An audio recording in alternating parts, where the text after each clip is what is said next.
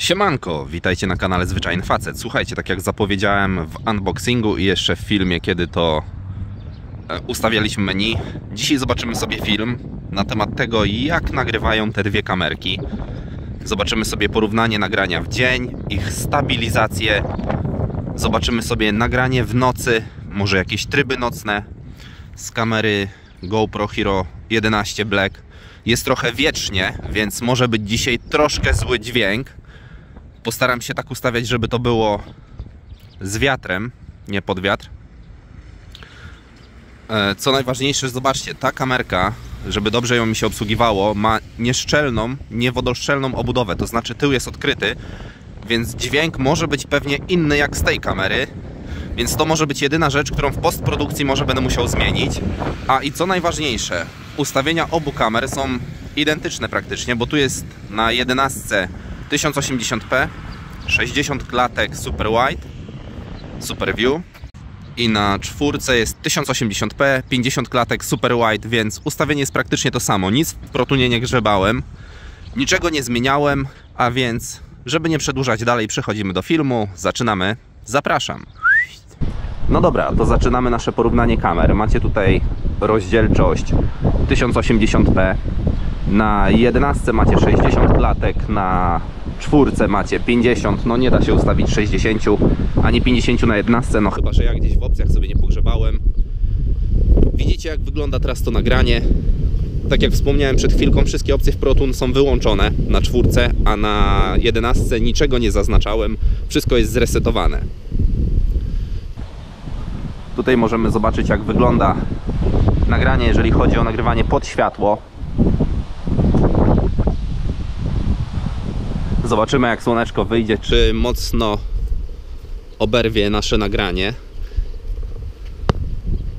I jak widzimy, no 11 radzi sobie przynajmniej na wyświetlaczu trochę lepiej.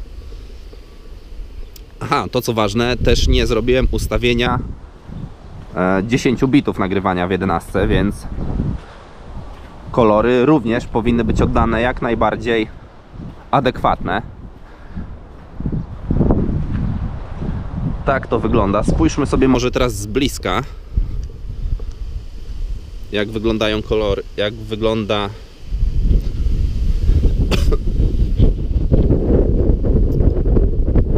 obraz na kamerach.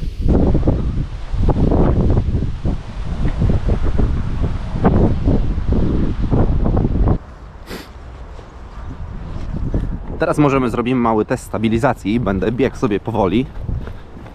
I zobaczcie, jak wygląda ten obraz na obu kamerach. Ręce staram się trzymać sztywno. Pobiegliśmy sobie pod światło. I teraz wrócimy ze światłem. Zobaczcie.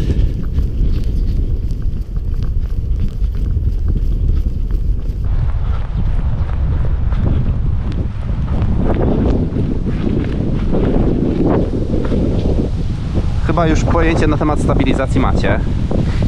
Teraz jest bardzo mocny wiatr, więc może być słabo słychać i szumieć, ale przynajmniej jest porównanie do tego, jak taka kamera zachowuje się w tak wieczny dzień. Oczywiście jest ona bez żadnego media moda.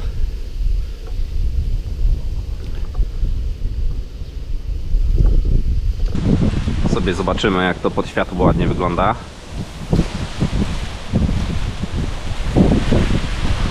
Ale jest naprawdę wichura, mam nadzieję, że dobrze mnie słyszycie. Jeszcze raz przepraszam za moje zakatarzenie. No ale taki mamy klimat.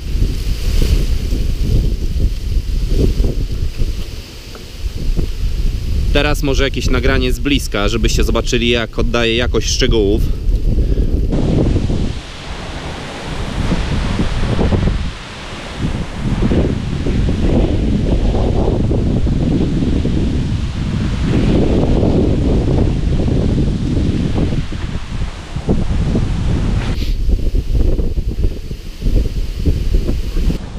I jeszcze raz może jakiś obiekt, który jest kręcony.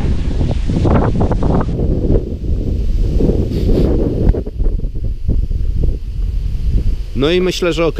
Jeżeli chodzi o nagranie w dzień w rozdzielczości Full HD, przy 50 i 60 klatkach i w Super Wide czy Super View.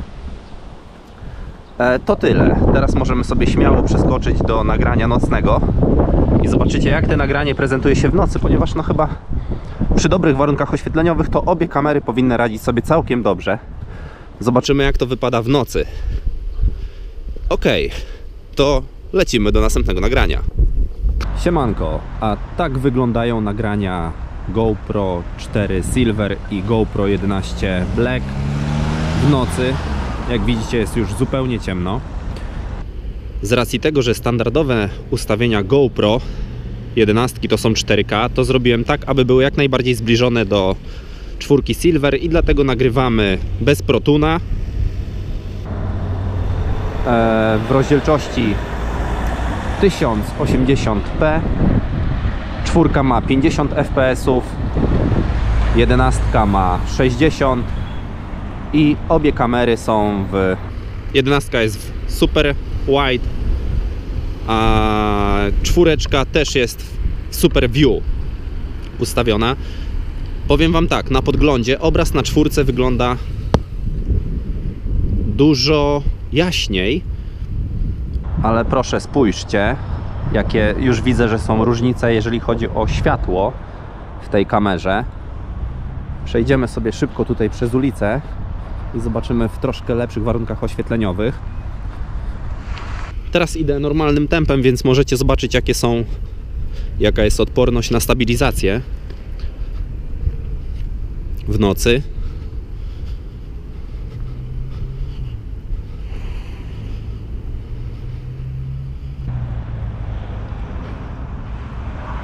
I muszę powiedzieć, że już na samym podglądzie jest kolosalna różnica, jeżeli chodzi o czytelność tego, co widać na 11, a tego, co widać na 4. Przejdźmy tu teraz na skrzyżowanie, zobaczymy, jak wyglądają światła samochodów. A za chwilę zrobię jeszcze z włączonym ProTunem, gdzie jedna kamera będzie miała ustawienie,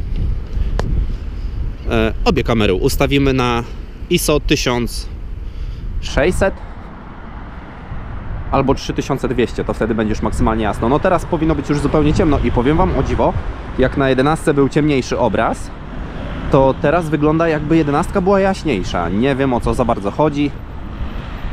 Od razu możecie też zobaczyć, jakie są refleksy świetlne, światła samochodów.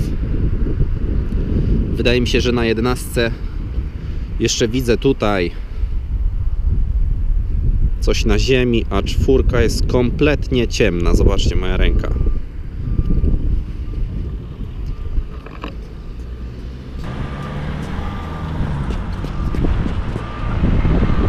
Podejdziemy sobie jeszcze w trochę jaśniejsze pole. Myślę, że testu biegania nie będziemy robili, bo w nocy i tak ta stabilizacja na pewno słabo wygląda. I znowu wchodzimy w jaśniejszy teren i wygląda tak, jakby GoPro 4 dużo bardziej rozjaśniała. Zobaczcie, przynajmniej na podglądzie obraz jest bardzo jasny w 4.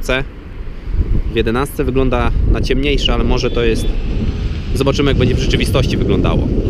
Dobra, to teraz przeskoczymy szybko sobie do ProTuna i zobaczymy, jak obraz wygląda, kiedy dołożymy trochę mocy, trochę prądu. Na pewno będzie gorszy, ale czy jest jaśniejszy? Do zobaczenia za chwilę.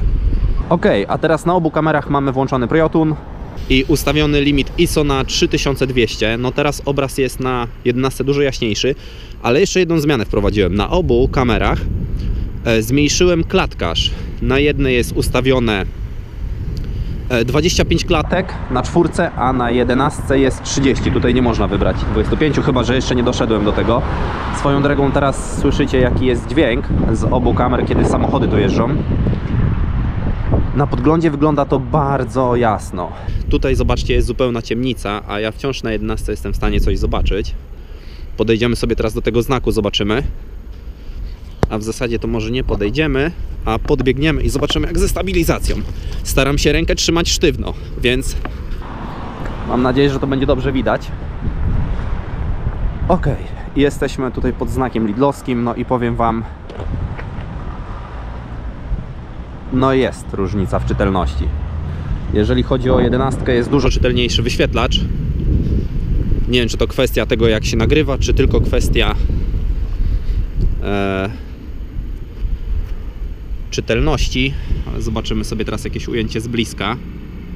I tu znowu, 4 jest dużo jaśniejsza na wyświetlaczu. Pytanie tylko, czy czytelniejsza.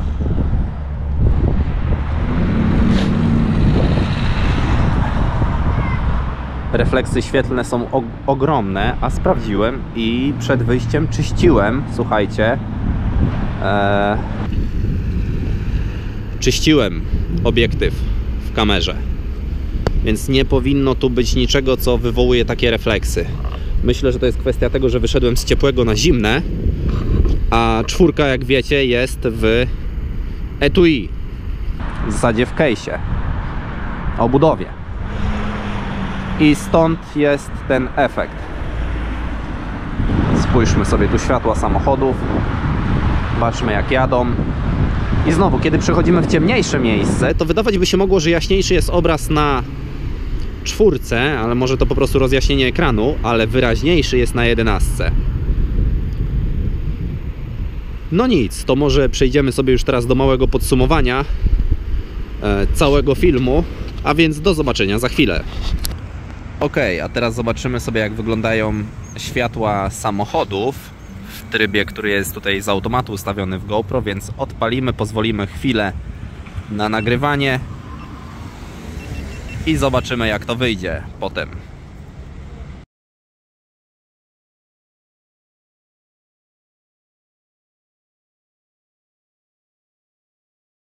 Ok, nagrywanie zakończone, to zobaczymy sobie jeszcze, co my tu mamy. Star Trails, ale to nie zobaczymy dzisiaj żadnych gwiazd, ponieważ jest bardzo zachmurzone niebo.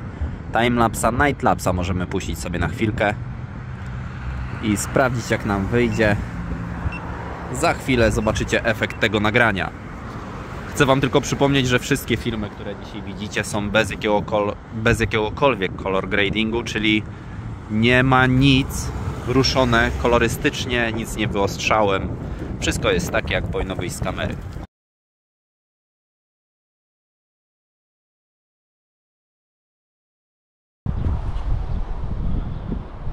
I jesteśmy z powrotem. Mam nadzieję, że podobało wam się to, co widzicie. No jak dla mnie to 11 w nocy wypada dużo lepiej. Chociaż tak jak macie napisane, musiałem trochę gaina podkręcić ze względu na to, że jednak ta obudowa z tyłu otwarta lepiej zbiera dźwięk w 4. Ale teraz jest naprawdę wiecznie. Ostatnie ujęcie stabilizacji, podbiegniemy sobie kawałek. Mam nadzieję, że na motocyklu to będzie dużo lepiej widać, jak będę jeździł i będzie poprawa. No i nic. Dziękuję wam bardzo za oglądanie. Wiem, że wiele osób powie, że nie ma sensu porównywać 4 do 11, no bo to jest za duża przepaść. Ale w mojej opinii właśnie takich porównań brakuje. Co mi z porównania między 10, 9, kiedy to już jest znikoma jakość. Wiadomo, że będzie ta przepaść między 11 a 4, ale mimo wszystko, no spójrzcie, nigdzie takich nagrań nie można znaleźć, a ja właśnie takie nagrania potrzebuję. Spójrzcie chociażby teraz na niebo, jaki jest kolosalny efekt chmur, jak one są dokładne, przynajmniej na wyświetlaczu z 11. Mam nadzieję, że na komputerze będzie też tak ładnie to wyglądało.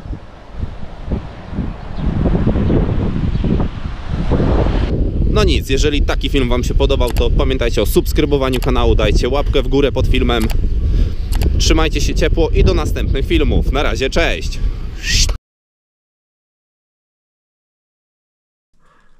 Słuchajcie, pomyślałem sobie, że jeszcze tylko takie krótkie nagranie. Chciałem wam pokazać, jak wygląda dźwięk w mieszkaniu, gdzie nie ma tego wiatru. Więc w, powiedzmy, idealnych warunkach nagrywania. Gdyby ktoś zamierzał nagrywać takie vlogi, podcasty, nie wiem, to widzicie, jak to teraz wygląda. Dodatkowo możecie sobie obejrzeć, jaka jest jakość tego nagrania przy takim świetle. Z samego rana, kiedy to już słoneczko wstało i można coś w domu nagrywać. Niestety minus obu tych kamer jest taki, że po dłuższym nagrywaniu w domu zarówno jedna, jak i druga kamera się przegrzewa. Nie powiem wam dokładnie ile to jest, ale musicie sobie sami sprawdzić w internecie, ale 4, kiedy starałem się coś nagrać na dłuższą metę, to również było, że tak powiem, przegrzanie kamery i ona się po prostu wyłączyła. A więc no myślę, że nie jest to najlepszy pomysł, aby takimi kamerami nagrywać wewnątrz pomieszczeń. No nic, to tylko tyle chciałem włączyć.